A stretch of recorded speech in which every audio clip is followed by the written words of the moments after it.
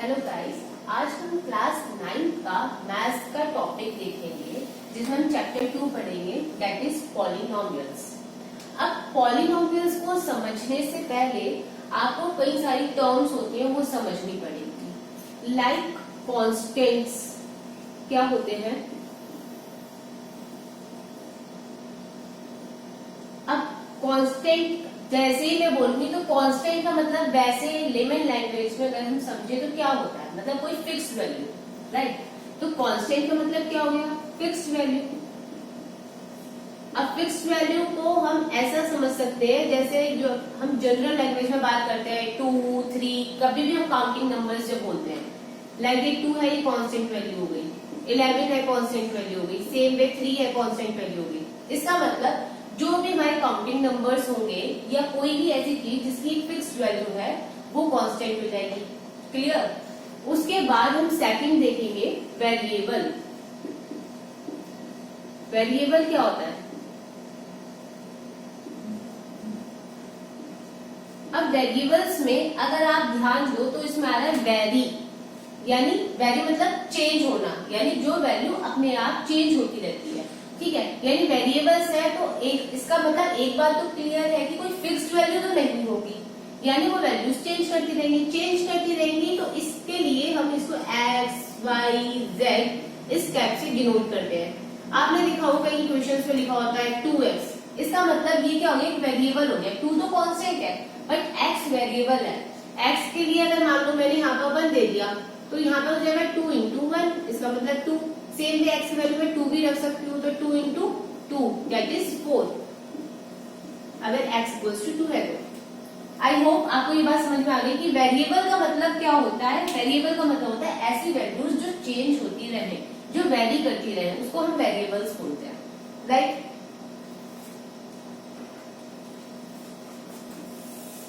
इसके बाद हम थर्ड देखेंगे टर्म्स। थर्ड अगर हम देखते हैं तो वो है टर्म्स। टर्म्स का मतलब क्या है। अगर जैसे हमने यहाँ पर क्या करा, अगर हमने टर्म देखते हैं तो टर्म का मतलब हो गया कि अगर मान लीजिए हमने लिखा 2x में देखिए ये तो एक कांस्टेंट है और ये एक वेरिएबल है। इसका मतलब अगर हमें कभी भी एक कोई टर्म रिप्रेजेंट करनी होगी then we have to contain और collect constant and variable together with multiplication sign. या हम ये भी बोल सकते हैं कि हम कोई भी दो नंबर्स दैट इज एक कांस्टेंट होना चाहिए और एक वेरिएबल होना चाहिए, उन दोनों का प्रोडक्ट लिख देंगे तो उस चीज को हम टर्म बोलते हैं, राइट। इतना समझ में आ गया। अगर आपको ये तीनों चीजें क्लियर हो गई हैं तो अब पॉलिनोमियल समझने में बहुत आसानी हो जाएगी। पॉलिनोमियल का मतलब क्या होता है, अगर हम 2 या 2 से ज्यादा टर्म्स विद प्लस या माइनस साइन लिख देते हैं तो वो हमें एक पॉलिनोमियल देती है। फॉर एग्जाम्पल अगर हमने लिखा 2x + 7, ठीक है। देखिए 2x एक टर्म है, ये 7 भी एक टर्म है, जहां पर इसका वेरिएबल है तो यानी उसको हम ऐसे भी रिप्रेजेंट कर सकते हैं x⁻0, ठीक है। वो मैं बाद में एक्सप्लेन करूंगी x⁻0 क्यों लिख दिया मैंने, ठीक है। आप इतना समझिए कि अगर ये लिखा हुआ है 2x + 7 तो यहाँ पर दो टर्म्स हो गई, एक टर्म है 2x, एक टर्म है 7। तो ये दोनों टर्म एक नए साइन के साथ दैट इज प्लस लिखी हुई है, तो इस पूरी चीज को हम बोल देंगे पॉलिनोमियल।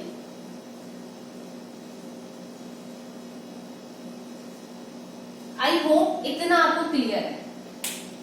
पॉलिनोमियल में भी बहुत सारे टाइप के पॉलिनोमियल होते हैं, वो अब हम आगे डिस्कस करेंगे। अब इस टाइम पे इस क्लास में, क्लास 9 में जो भी हम पॉलिनोमियल्स देख रहे हैं उन पॉलिनोमियल्स को हम बोलेंगे पॉलिनोमियल्स इन वन वेरिएबल।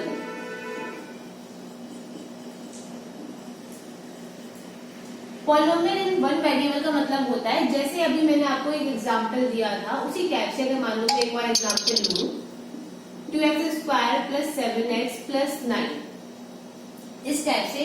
तो यहाँ पर आप देखो वेरिएबल क्या है हमारा, अभी मैंने क्या बताया था, वेरिएबल मतलब जो वेरी करता हो, वेरी करता है, इट मीन्स x, दोनों जगह x है, ठीक है। पूरी की पूरी पॉलिनोमियल में हमें सिर्फ एक ही वेरिएबल मिला है, जो कि क्या था, x था। ठीक है, तो अगर पूरी की पूरी पॉलिनोमियल में आपको सिर्फ एक वेरिएबल मिलता है तो उस पूरी पॉलिनोमियल को हम बोलते हैं polynomial in one variable. Clear?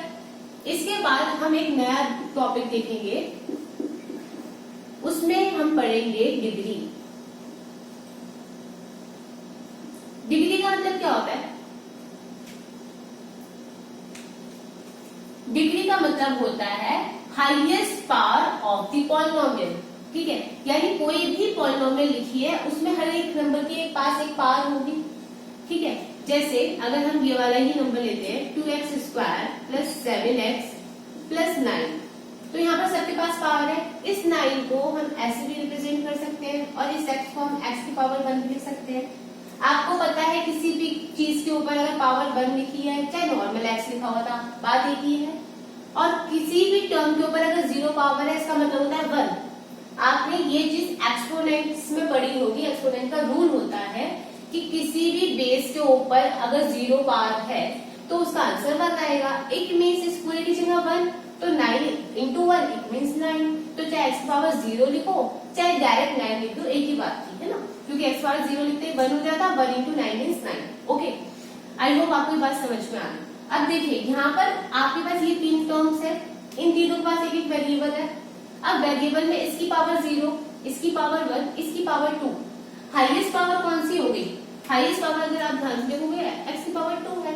It means इस जगह पर डिग्री आपकी क्या हो जाएगी? डिग्री आपकी हो जाएगी 2। ओके, आई होप ये बात समझ में आ गई आपको। नेक्स्ट हम देखेंगे कोफिशिएंट।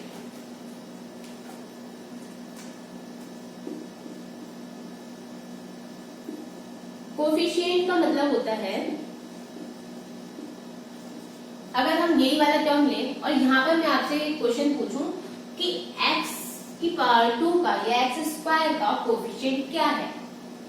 ठीक है, that means we have to find the coefficient of x² in this polynomial. तो अब इस जगह पर अगर हमको कोफिशिएंट देखना है, तो कोफिशिएंट का मतलब होता है जिस भी चीज के बारे में पूछा जा रहा है उसको छोड़कर उसके आगे जो भी लिखा हुआ है वो हम नोट डाउन कर देते हैं, उसको ही हम कोफिशिएंट बोलते हैं। जैसे यहाँ पर x² के आगे क्या है? 2, यानी x² का अगर कोई हमसे कोफिशिएंट पूछता है, कोफिशिएंट ऑफ x², तो यहाँ पर क्या हो जाएगा? कोफिशिएंट ऑफ x² यहाँ पर हो जाएगा 2। ठीक है, इसी तरीके से अगर मान लो हमसे कोई पूछता है कोफिशिएंट ऑफ x1, तो x की पावर 1 या कोफिशिएंट ऑफ x, तो उसका आंसर हो जाएगा 7। सेम वे x की पावर 0 का कोफिशिएंट हो जाएगा 9। आई होप इतनी बात आपको क्लियर हो गई कि कोफिशिएंट हम कैसे डिफाइन करते हैं या कैसे फाइंड आउट करते हैं। अब हम देखेंगे जीरो पॉलिनोमियल। देखिए, नाम से पता चल रहा है 0, ठीक है, यानी 0 होगा। और पॉलिनोमियल मतलब उसके बाद बहुत सारी टर्म्स होनी चाहिए, तभी हम पॉलिनोमियल बोलते हैं। तो 0 पॉलिनोमियल में यानी कितनी टर्म्स होंगी? 0 टर्म्स होंगी, तो उसे 0 पॉलिनोमियल बोल दिया जाएगा। आई होप आपको ये बात समझ में आ गई। 0 पॉलिनोमियल वाली, 0 पॉलिनोमियल मतलब 0 टर्म्स होंगी उसके पास। ठीक है, यानी इसके पास कोई टर्म नहीं होगी। इट मीन्स इसको आप ऐसे 0 से भी डिफाइन कर सकते हो। कोई टर्म नहीं है यानी 0 पॉलिनोमियल। या ऐसे भी लिख सकते हो, या ऐसे भी लिख सकते हो, वो आपके ऊपर डिपेंड करता है कैसे लिखना चाह रहे हो। बट 0 का मतलब ही है कि उसके पास कोई भी टर्म नहीं होगी। ओके, इसके बाद हम एक और चीज देखेंगे, कांस्टेंट पॉलिनोमियल।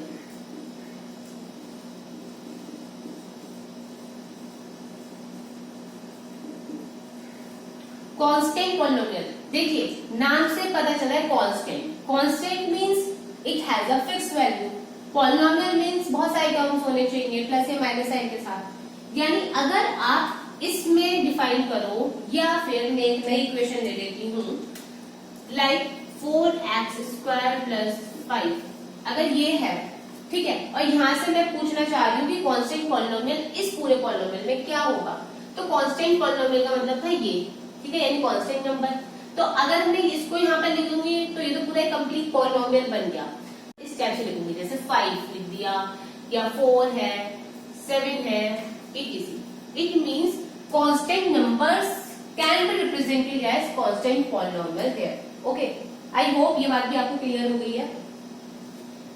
इसके बाद हम आगे देखेंगे कि कैसे टर्म्स के बेसिस पर आप इन सब चीजों को अलग अलग डिफाइन कर सकते हो। टर्म्स के बेसिस पर जैसे यहाँ पर 1 2 3 टर्म्स थी, अब कोई ऐसा कुछ लग गया मुझे 3 टर्म्स है, तो उसको आप कैसे डिफाइन करोगे? उसके लिए कुछ अलग नाम या कुछ होता है या नहीं होता है? तो उसके बाद वी कैन क्लासिफाई पॉलिनोमियल्स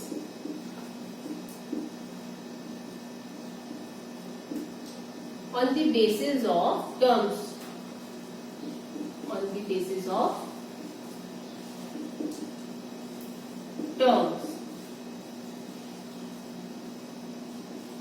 इसका मतलब क्या है कि हम पॉलिनोमियल्स को टर्म्स के बेसिस पर भी अलग अलग लिख सकते हैं। इसमें हम पहला देखेंगे मोनोमियल। मोनोमियल देखिए, मोनोमियल में मोनो वर्ड आ रहा है। मोनो का मतलब होता है सिंगल, ओनली, इस टाइप से आप मान सकते हो, या लेमन लैंग्वेज में बोलूं तो मोनो मीन्स आप वन मान लो, ठीक है, यानी सिंगल टर्म होगी, ठीक है। अब जो भी सिंगल टर्म के होंगे, सिंगल टर्म या वन टर्म होनी चाहिए उनके पास, तो उनको हम क्या बोलेंगे? मोनोमियल। फॉर एग्जाम्पल आपके पास अगर लिखा है 2x, तो ये एक मोनोमियल हो गया। आपके पास लिखा है 7, तो ये एक मोनोमियल हो गया। सेम वे आपके पास लिखा है 4x5, तो भी ये एक मोनोमियल हो गया। पर क्योंकि हम क्लास 9th में हैं और हम यहाँ पर पॉलिनोमियल इन वन वेरिएबल कर रहे हैं, तो ये आप इसमें भी नहीं आएगा। बट समझदारी के लिए, समझने के लिए आप इतना समझ सकते हो कि ये भी एक मोनोमियल ही है, क्योंकि यहाँ पर सिंगल टर्म है, राइट। अब मोनोमियल के बाद हमारे पास सेकंड आता है बाइनोमियल। बाइनोमियल देखिए, नाम से पता चला बाय, बाय लिखा है ना, BI bi. Bi means 2, mono means 1, bi means 2। और अभी मैंने बताया यहाँ पर वन वेरिएबल था, मियल को आप टर्म ले लो, तो 2 टर्म्स, ठीक है। यानी बाइनोमियल में क्या होगा? हमेशा आपके पास 2 टर्म्स आएंगे, ठीक है। तो it means it contains 2 terms, polynomial, right. For example 2x plus 7, ये आपका बाइनोमियल है। एक टर्म ये, एक टर्म ये, 2 टर्म्स हो गई, तो यानी binomial. Same way 4x square plus 3x, ये भी एक बाइनोमियल है, क्योंकि एक टर्म ये, एक टर्म ये। Same way 4x square plus 11, ये भी एक बाइनोमियल है, क्योंकि एक टर्म ये, एक टर्म ये। आई होप आपको ये बात भी क्लियर हो गई है। Now the last one, that is trinomial.